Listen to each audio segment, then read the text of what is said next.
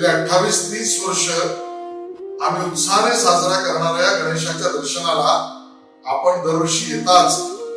माझा हात जोडून आग्रहाचं निमंत्रण आहे.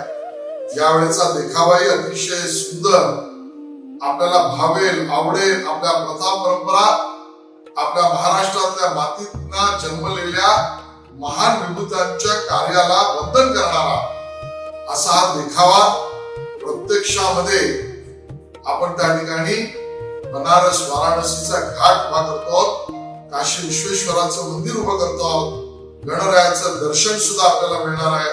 आणि म्हणून नक्की या.